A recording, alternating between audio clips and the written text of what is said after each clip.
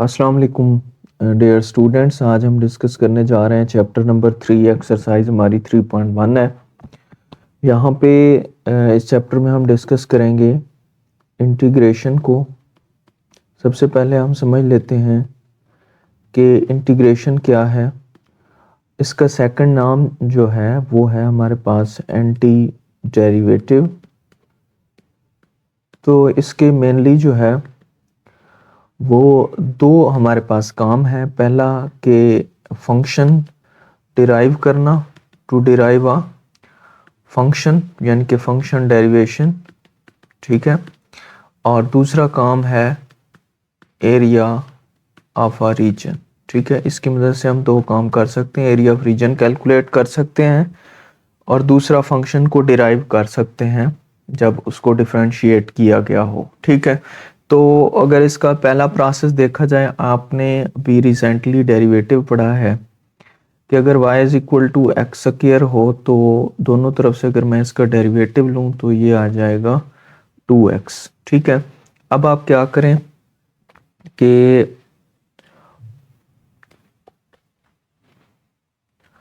अब आपने यहाँ पे dx को दोनों साइड से मल्टीप्लाई कर देना है, तो dy इज इक्वल टू बन जाएगा 2x dx, ठीक है। अब इसकी करते हैं इंटीग्रेशन। तो इंटीग्रेशन की मदद से हमारे पास ये क्या आ जाएगा, 2 कांस्टेंट बाहर, x का डेरिवेटिव होगा x square by 2 plus c, तो 2 से 2 कैंसिल, तो y is equal to x square. ये फिर से क्या आ गया, वही जो है वो फंक्शन आ गया है ओरिजिनल जो हमारे पास था, ठीक है। c यहाँ पे कांस्टेंट ऑफ इंटीग्रेशन है। अच्छा, दूसरी बात है area of the region calculate कैसे करेंगे। तो वो डिफरेंट एरियाज होते हैं, तो वहाँ पे हमें लिमिट दी हुई होती है, इसके अपर लिमिट और लोअर लिमिट, ठीक है, a और b f of x dx। तो इस तरह इसका जो है हम एरिया भी कैलकुलेट कर सकते हैं। अब ये दोनों काम जो है आगे चल के हम पूरे चैप्टर में करेंगे, और ख़ुसूसन जो इसकी सेकंड प्रॉपर्टी है वो बहुत इम्पोर्टेंट है और यही एप्लीकेशन है हमारे पास इंटीग्रेशन की, तो इसे हम ज़रूर देखते हैं। आज की एक्सरसाइज में हम डिस्कस करेंगे मोस्टली पावर रूल को। तो पावर रूल थोड़ा सा समझ लेते हैं कि अगर कोई ऐसा फंक्शन है जिसकी पावर x है तो फिर इसके ऊपर क्या लगेगा, पावर रूल लगेगा। और पावर के लिए ज़रूरी है कि जिसकी पावर है उसका सामने डेरिवेटिव होना ज़रूरी है, यानी कि जब x की पावर n है तो x का आगे डेरिवेटिव dx मौजूद है। तो अगर जिसकी पावर है उसके सामने डेरिवेटिव मौजूद होगा तो फिर आपने क्या करना है, उसकी पावर में एक इजाफा कर देना है, ठीक है, और उसी से उसको डिवाइड भी कर देना, ठीक है। यानी कि अपना डेरिवेटिव में हम क्या करते थे, पावर पहले लिखते थे यानी कि मल्टीप्लाई करते थे और उसमें से कम करते थे। अब आपने क्या करना है कि पावर में एक ऐड करके इसके एक इजाफा करके आपने उससे डिवाइड करना है, साथ में c लगाना है जो कि कांस्टेंट ऑफ इंटीग्रेशन है। तो इंट्रोडक्शन इतना काफ़ी है, हम बढ़ते हैं अपने क्वेश्चन की तरफ। क्वेश्चन नंबर 1 है हमारे पास, integration x square minus 3x plus 9 dx, ठीक है। तो सिमिलरली डेरिवेटिव की तरह सबकी जो है वो सेपरेट सेपरेट इंटीग्रेशन हो सकती है अगर प्लस माइनस दरमियान में हो।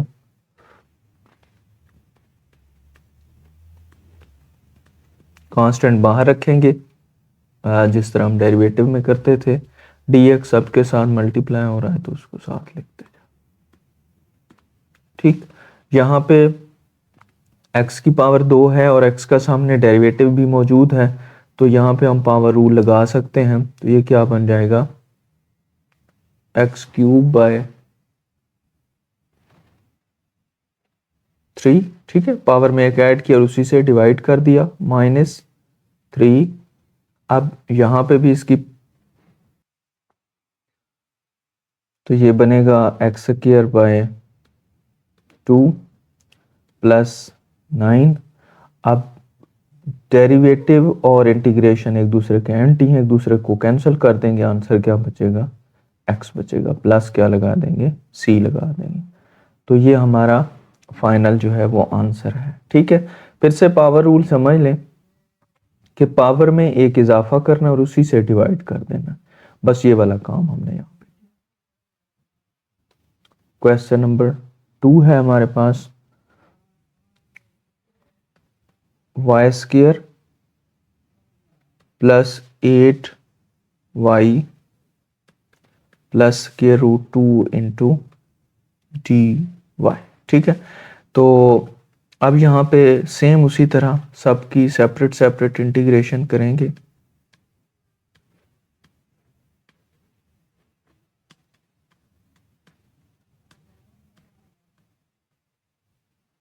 तो यहाँ पे y की पावर 2 है और y का डेरिवेटिव भी साथ मौजूद है, तो पावर रूल लगाएंगे, y की 3 डिवाइडेड बाय 3।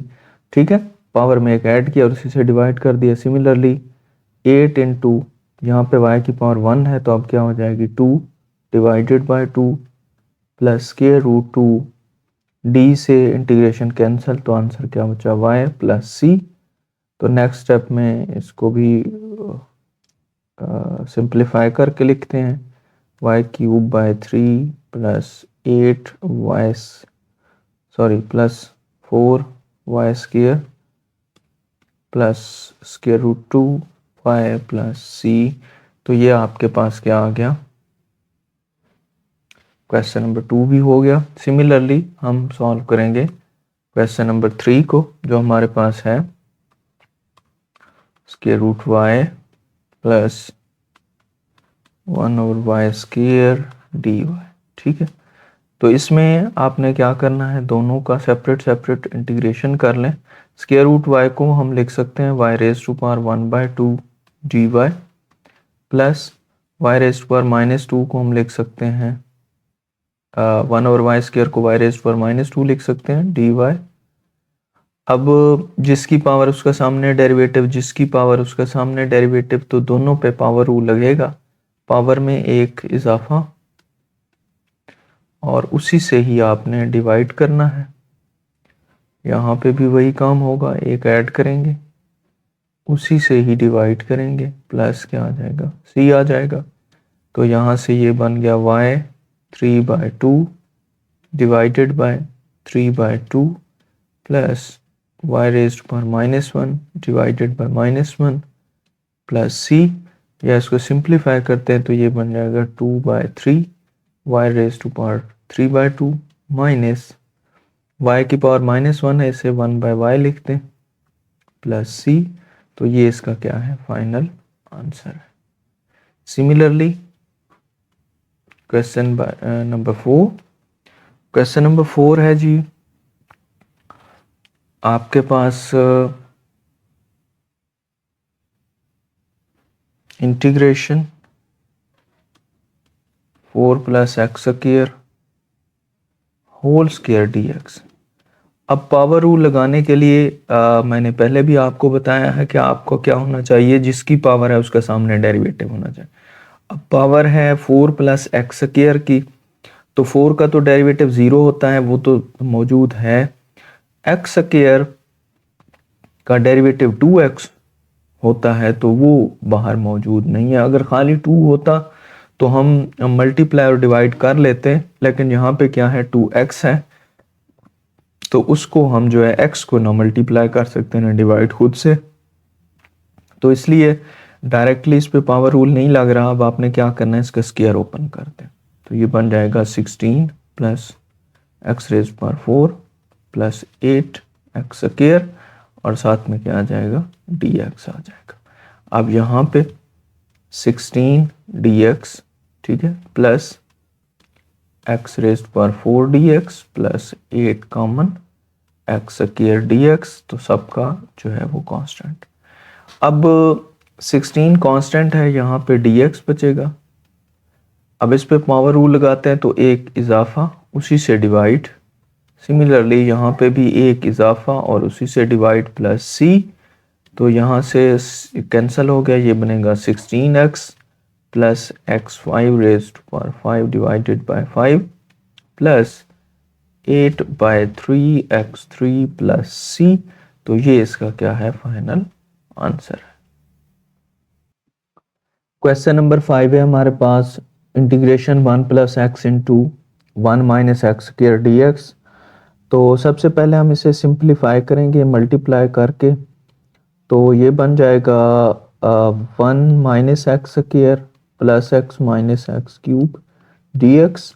तो अब ये सारी डिफरेंट टर्म्स हैं, ये मज़ीद जो है ये सॉल्व नहीं हो सकती, तो हम क्या करेंगे, इन सब की इंटीग्रेशन कर देंगे सेपरेट सेपरेट। पहला dx आ जाएगा, फिर आ जाएगा एक्स स्क्वायर dx, फिर आ जाएगा एक्स dx, और फिर आ जाएगा माइनस एक्स क्यूब dx। अब यहाँ पे देखें, ये कैंसल आउट हो गया, d से इंटीग्रेशन, यहाँ पे x बचा, माइनस यहाँ पे पावर रूल लगाएंगे, एक पावर में इजाफा, डिवाइड करेंगे उसी पावर से। सिमिलरली यहाँ पे भी x की पावर 1 है और जिसकी पावर है उसके सामने डेरिवेटिव है, तो ये बन जाएगा एक्स स्क्वायर बाय 2। और सिमिलरली माइनस ये x की पावर 3 dx है, x के डेरिवेटिव सामने मौजूद है तो एक ऐड करेंगे और एक से डिवाइड कर देंगे, प्लस क्या हो जाएगा, c हो जाएगा। तो ये इसका क्या है, फाइनल आंसर है। क्वेश्चन नंबर 6 है हमारे पास, square root x plus 1 by 2 square root x, ये क्या बन जाएगा, सेपरेट सेपरेट इंटीग्रेशन करेंगे, x raise to power 1 by 2 dx। Similarly 1 by 2 constant है, बाहर ले लें, इसको ऊपर ले जाएं, माइनस 1 बाय 2 dx। ठीक है, अब इस पे लगाएंगे पावर रूल, पावर में एक ऐड, इसको डिवाइड करेंगे तो 3 बाय 2 बनेगा, 1 बाय 2, इसको जब 1 से मल्टीप्लाई करेंगे तो ऊपर प्लस 1 बाय 2 और नीचे भी प्लस 1 बाय 2 प्लस c। तो ये 2 से 2 कैंसिल हो जाएगा, ये बन जाएगा आपके पास 2 by 3 x raise to power 3 by 2 plus x raise to power 1 by 2 plus c। तो ये इसका क्या है, फाइनल आंसर। अब हमारे पास है क्वेश्चन नंबर 7। ठीक है, क्वेश्चन नंबर 7 जो है वो है e raise to power 4x minus e raise to power minus 1 plus 1 into dx। ठीक है, तो यहाँ पे फिर से सेपरेट सेपरेट इंटीग्रेशन करेंगे, जहाँ पे जमा माइनस होगा इनके दरमियान, तो आपने क्या करना है कि उसको सेपरेट इंटीग्रेट कर लेना है।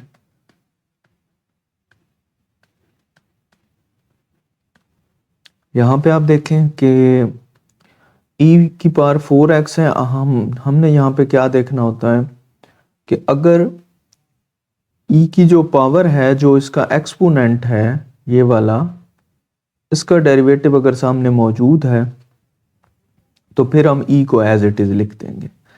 तो 4x का डेरिवेटिव 4 होता है, 4 आगे नहीं है, हम क्या करेंगे, 4 से डिवाइड करेंगे और 4 से मल्टीप्लाई कर देंगे। ठीक है, ये सिंपल सा काम, 4 से डिवाइड किया और 4 से मल्टीप्लाई किया। माइनस e की पावर माइनस 1 जो है ये कांस्टेंट है, इसको बाहर ले लें, dx अंदर बच जाएगा, 1 कांस्टेंट है, बाहर ले लें, dx अंदर बच जाएगा। अब क्या हुआ कि e की पावर 4x का सामने डेरिवेटिव मौजूद है, 4x का 4dx, तो इसलिए इसको क्या लिखेंगे, एज इट इज लिख देंगे, इसमें कोई चेंज नहीं करेंगे। Minus e raise to power minus 1 और d से इंटीग्रेशन कैंसिल, x बचा, यहाँ पे भी d से इंटीग्रेशन कैंसिल, यहाँ पे भी x बचा, प्लस c। तो ये इसका क्या है, फाइनल आंसर है। या इसको एक और स्टेप भी आप देना चाहें दे सकते हैं, मसलन इसको लिखते हैं x e plus x plus c। तो ये इस तरह इसका क्या आ गया, फाइनल आंसर आ गया। क्वेश्चन नंबर 8 है हमारे पास,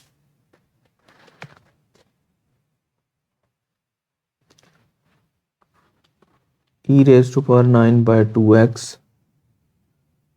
प्लस 1 बाय x dx। तो यहाँ पे जो है हम क्या करेंगे, सेपरेट सेपरेट इंटीग्रेशन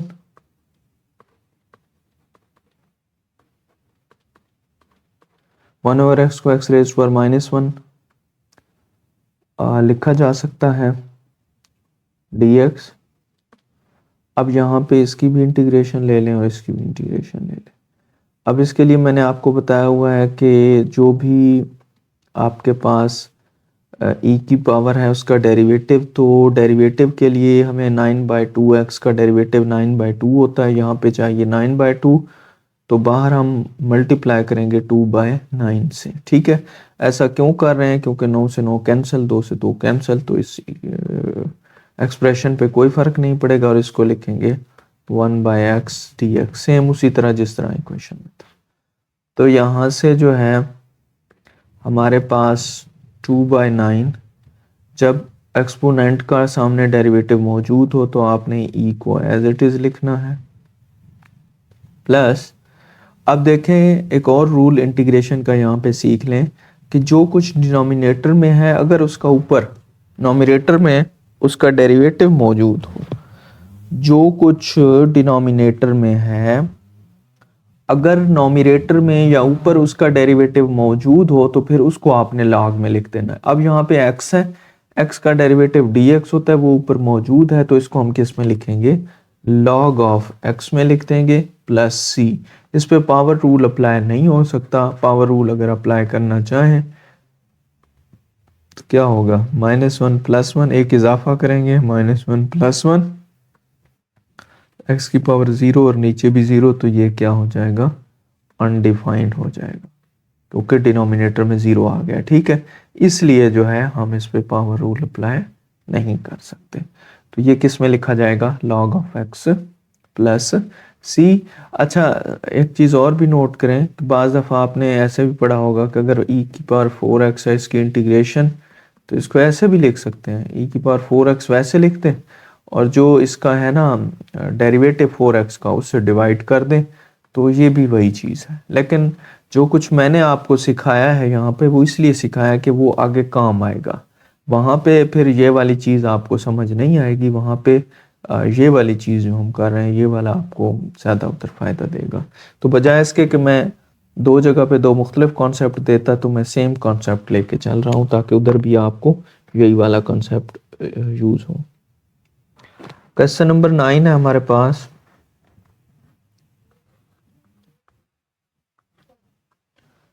हमारे पास है x e⁻⁴ x² dx। अब देखें वही बात जो मैं कर रहा था यहाँ पे वही आ गई है कि e की इंटीग्रेशन हम तभी कर सकते हैं कि जब उसके एक्सपोनेंट का आगे डेरिवेटिव मौजूद हो। अब इसका एक्सपोनेंट है x² का डेरिवेटिव होता है 2x। क्या होता है? 2x। तो इसको ऐसे लिखा जा सकता है। ठीक है, उसी चीज को मैंने लिख दिया। अब एक्सपोनेंट का डेरिवेटिव क्या है? 2x है। यहाँ पे तो हमारे पास x है, तो 2 से मल्टीप्लाई करेंगे तो इस तरह हमें 2 से डिवाइड भी करना पड़ेगा, तो ये हाफ बाहर रहेगा। अब चूंकि e के एक्सपोनेंट का आगे डेरिवेटिव मौजूद है तो e को एज इट इज लिख दिया। तो यहाँ पे जो है हमारा क्या हो गया? आंसर आ गया है, प्लस c लगा दे। बस इतना सा काम करना।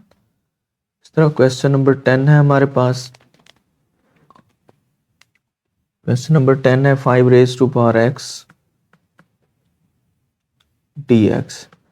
अच्छा, एक हमारे पास डेरिवेटिव होता है a की पावर x का। इसका मतलब ये होता है कि अगर कांस्टेंट की पावर वेरिएबल हो, वेरिएबल की पावर कांस्टेंट, तो ये बहुत सारे क्वेश्चन हमने डेरिवेटिव में भी किए हैं, इंटीग्रेशन में भी कर रहे हैं। अगर हमारे पास ऐसा आ जाता है कि कांस्टेंट की पावर डेरिवेटिव हो तो फिर उसका डेरिवेटिव कैसे लेते थे ये याद रखना। यहाँ पे मैं डेरिवेटिव ले रहा हूँ, वो हमारे पास होता था ax, यानी कि उसको एज इट इज लिख देते थे। फिर जो कांस्टेंट होता था उसका साथ में क्या होता था? log होता था। ये तो है डेरिवेटिव। इसी तरह अगर इस तरह का कोई क्वेश्चन आ जाए और उसकी इंटीग्रेशन करनी पड़ जाए तो आपने उस फंक्शन को एज इट इज लिखना है और उसके कांस्टेंट का log लेके उसको डिवाइड कर देना है। ठीक है, ये चीज़ आपने याद रखनी है।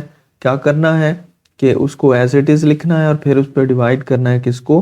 जिस कांस्टेंट की वो पावर बना हुआ है ना उसका लॉग ले लेना है, log of constant plus c. तो अब हमारे पास क्वेश्चन है 5 raise to power x dx, तो हम एक दफ़ा 5 रेज़ टू पावर x को ऐसे लिख देंगे और डिवाइड करेंगे किससे, log ऑफ 5 से, क्योंकि 5 कांस्टेंट है, x वेरिएबल है, तो प्लस सी ये हमारे पास क्या आ गया, इसका आंसर आ गया है। सिमिलरली क्वेश्चन नंबर 11 है हमारे पास 7 की पावर 7 बाई टी वाई। ठीक है, अब यहाँ पे आप देखें कि कांस्टेंट की पावर है वेरिएबल। ठीक है, तो हमने क्या पढ़ा हुआ है कि एक तो आपने क्या करना है, जो पावर है ना इसकी कांस्टेंट की वेरिएबल का साथ में डेरिवेटिव होना ज़रूरी है। यहाँ पे तो भाई इसका था x और x का डेरिवेटिव सामने मौजूद था, कोई मसला नहीं बना। लेकिन अब चूंकि पावर है 7y, तो dy तो हमारे पास है, लेकिन 7 की कमी थी तो हमने 7 से डिवाइड कर दिया और 7 से मल्टीप्लाई कर दिया। अब इसका डेरिवेटिव भी सामने मौजूद है, तो फिर हम इस पे लगा लेते हैं वही वाला रूल, कौन सा, ये कांस्टेंट, यानी कि एक दफ़ा तो उसको एज इट इज़ लिखेंगे, फिर क्या करेंगे, लॉग ले लेंगे किसका, उसकी कांस्टेंट का। ठीक है, प्लस सी। फिर से देख लें कि जो भी है आपके पास जिसको आप इंटीग्रेट कर रहे हैं उसको एज इट इज़ लिखना है, फिर जो भी कांस्टेंट है उसका लॉग ले लेना है। तो यहाँ से फाइनल आंसर हमारे पास क्या आ गया, 1/7 log of 7 raise to power 7y plus c. तो ये हमारे पास क्या है, फाइनल आंसर है। या इसको 7 को ऊपर ले जाएं तो ये 7y माइनस 1 बन जाएगा, उस तरह भी लिखा जा सकता है। सिमिलरली अब हम जो है क्वेश्चन नंबर 12 करते हैं। x cube plus 1/2x minus 1/x cube dx, और यहाँ से इंटीग्रेशन हमारे पास आ गई। अब यहाँ पे देखें कि x क्यूब की सेपरेट इंटीग्रेशन कर लें, 1/x की सेपरेट इंटीग्रेशन कर लें, और इसको ऊपर लेके जाएंगे तो x raise to power -3 dx बन जाएगा। अब x की power 3 dx power rule, power में एक कर दें ऐड और उससे कर दें divide. Similarly half 1/x dx, अब डिनोमिनेटर का ऊपर डेरिवेटिव पड़ा है तो इसको किस में लिखेंगे, लॉग में लिख देंगे, माइनस, अब इस पे भी पावर रूल लगेगा, प्लस ऐड कर दें, प्लस ऐड कर दें, प्लस सी। तो यहाँ से हमारे पास बन गया x 4/4 plus half log of x minus, और ये -2 बनेगा और ये एक माइनस तो प्लस हो जाएगा, तो ये बन जाएगा 1/, ये बनेगा -2 नीचे आके, ये पहले इसको डिस्कस कर लें। ये बना -2, इसका माइनस बाहर लिया, प्लस बन गया, यहाँ पे 2 बच गया। दूसरी बात x raise to power -3 plus 1, ये x रेज़ टू पावर -2 बना, नीचे आके ये क्या बन जाएगा, +2 बनेगा, प्लस सी। तो ये इसका क्या है, फाइनल आंसर है। अब क्वेश्चन नंबर 13 है हमारे पास, 2x + 1 divided by x² + 3 dx। इसको हमने इंटीग्रेट करना है, तो सबसे पहले x² + 3 जो है ये क्या कर लें, दोनों का सेपरेट डिनोमिनेटर बना लें, बना सकते हैं हम।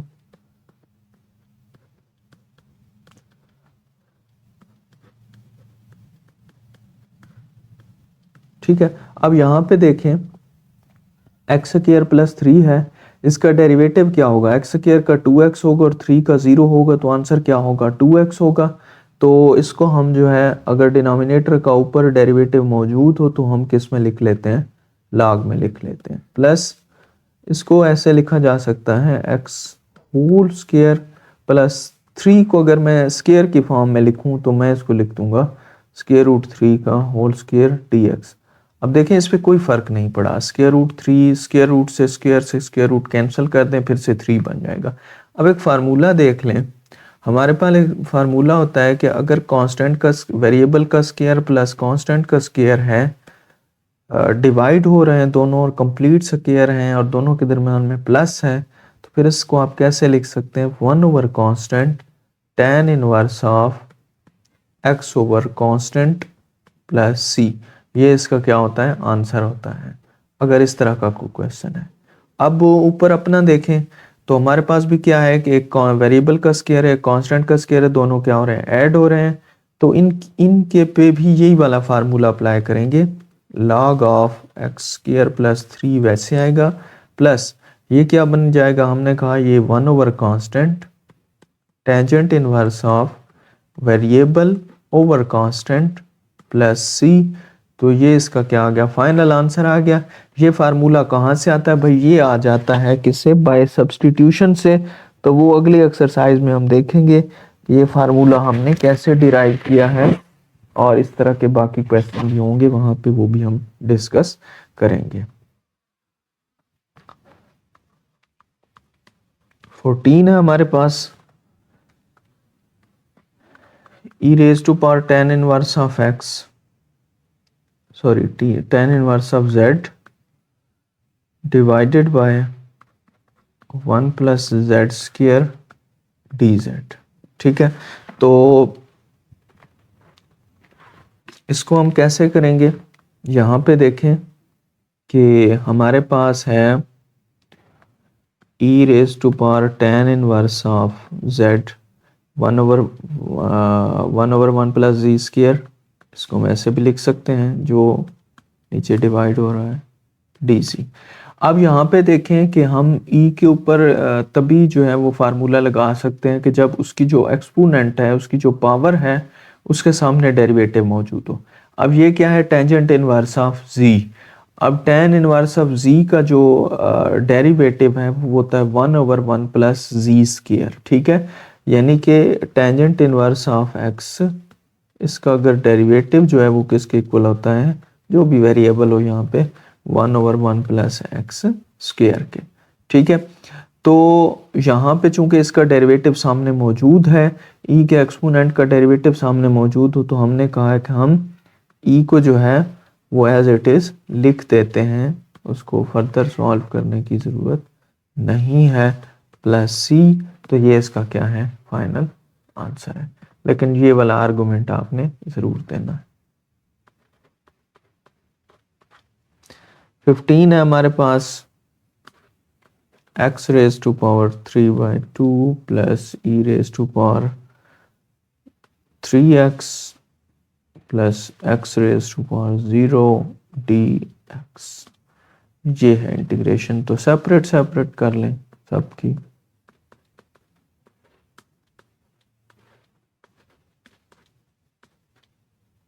x रेज टू पावर 0 जो है वो 1 के इक्वल होता है, जिसकी पावर 0 हो जाए ना वो 1 के इक्वल होता है। ठीक है, तो यहाँ पे देखें पावर रूल, एक इजाफा करेंगे तो ये 5/3 बनेगा, सॉरी 5/2 बनेगा, प्लस अब देखें e rays to power 3x है, 3x इसका एक्सपोनेंट है, उसका डेरिवेटिव सामने होना ज़रूरी है। डेरिवेटिव 3x का होता है 3, तो 3 लगाने के लिए 1/3 से डिवाइड करेंगे, सॉरी 3 से डिवाइड करेंगे और 3 से क्या कर देंगे, मल्टीप्लाई, और यहाँ पे ये कैंसल आउट होके ये बन जाएगा x।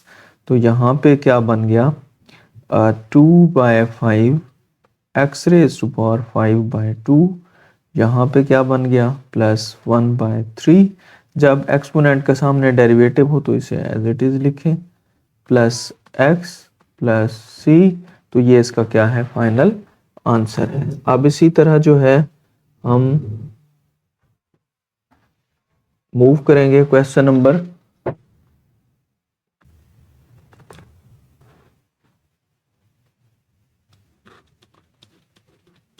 क्वेश्चन नंबर 16 है हमारे पास, 3x square plus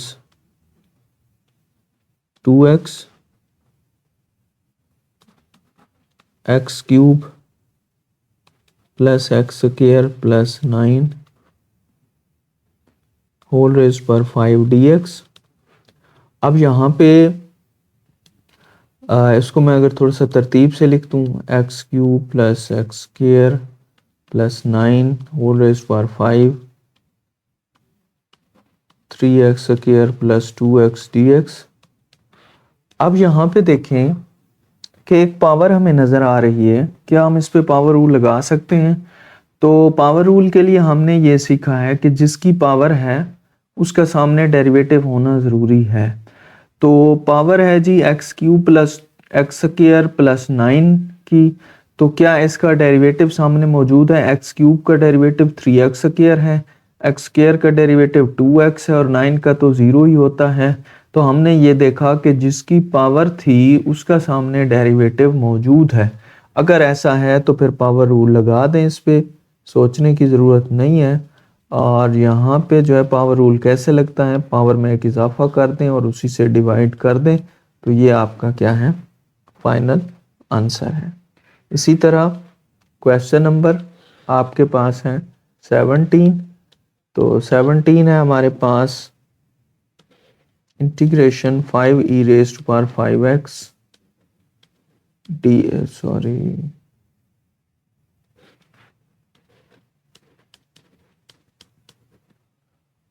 minus x raised to power -3 plus 3 raised to power 2x dx। ठीक है, तो बस सिंपल सी बात, सबका सेपरेट सेपरेट। तो इसको मैं अगर ऐसे लिख दूं कोई मसला नहीं है मेरे ख्याल में, इसकी सेपरेट इंटीग्रेशन।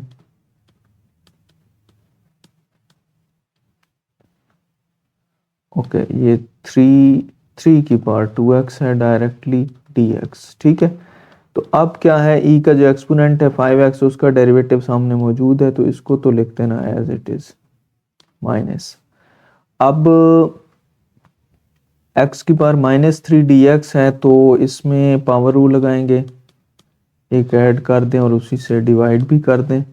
सिमिलरली ये हमने पीछे पढ़ा है कि अगर कांस्टेंट की पावर वेरिएबल हो तो पहली बात है कि वेरिएबल का सामने डेरिवेटिव होना ज़रूरी है।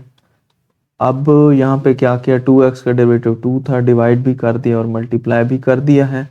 तो अब जो है फाइनल इस पे हम अप्लाई करते हैं, तो e raised to power 5x वैसे ही आएगा, माइनस ये -2 बनेगा तो ये +2 बन जाएगा, प्लस बन जाएगा x raised to power -2 divided by 2 plus 1/2। अब ये हमने क्या देखा कि अगर कांस्टेंट की पावर वेरिएबल और वेरिएबल का सामने डेरिवेटिव भी हो तो आपने क्या करना होता है, एक दफ़ा तो उसको एज इट इज़ लिख दें, फिर क्या कर दें, लॉग ऑफ उस कांस्टेंट से डिवाइड कर दें प्लस c। तो इसको मज़ीद सिंप्लीफाई करते हैं तो ये बन जाएगा e raised to power 5x plus 1/2x² plus 1/2 log of 3 raised to power 2x plus c। तो ये इसका क्या आ गया, फाइनल आंसर आ गया है। क्वेश्चन नंबर 18 हमारे पास 18 है x raised to power z raised to power -1/4 plus square root 3z प्लस 4 डिवाइडेड बाय z -1/ez और ये आ जाएगा dz। ठीक है, तो सबको सेपरेट सेपरेट ले लें जी डेरिवेटिव। ये बन जाएगा z की power -1/4 dz plus square root 3 constant बाहर ले लें, इसको हम लिख सकते हैं z की पावर 1/2, साथ में आ जाएगा dz, इस तरह 4 कांस्टेंट है 1/z dz। इसी तरह माइनस बाहर ले लिया, इसको लिख सकते हैं e की पावर -z dz। अब यहाँ पे देखें कि पावर रूल लगाएंगे, पावर रूल में एक जब ऐड करेंगे -1/4 प्लस 1 तो ये बनेगा जी 3/4, डिवाइड भी उसी से करना है, मैंने अब इसे सॉल्व करके लिख दिया, स्क्वायर रूट 3 वैसे आ जाएगा और इस पे जब लगाएंगे तो ये 3/2, ये 3/2 प्लस 4। अब डिनोमिनेटर का अगर नोमिनेटर में डेरिवेटिव पड़ा हो तो उसको लॉग में लिखेंगे और इसी तरह इसका जो डेरिवेटिव बना दें आगे e की पावर -z का डेरिवेटिव -dz बनेगा। अब हमने क्या किया, जो बाहर वाली माइनस थी उसको अंदर लेके गए तो बाहर प्लस हो गया। तो finally 4/3 z raise to power 3/4 plus 2 divided by square root 3।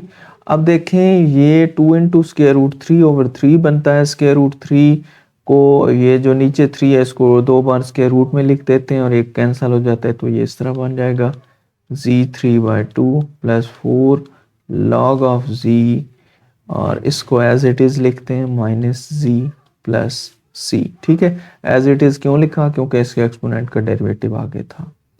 तो ये हमारे पास फाइनल आंसर आ गया और ये हमारी एक्सरसाइज थी, बहुत ही आसान थी। अब जो है नेक्स्ट एक्सरसाइज में हम इंटीग्रेशन देखेंगे किसकी? ट्रिग्नोमेट्रिक फंक्शंस की।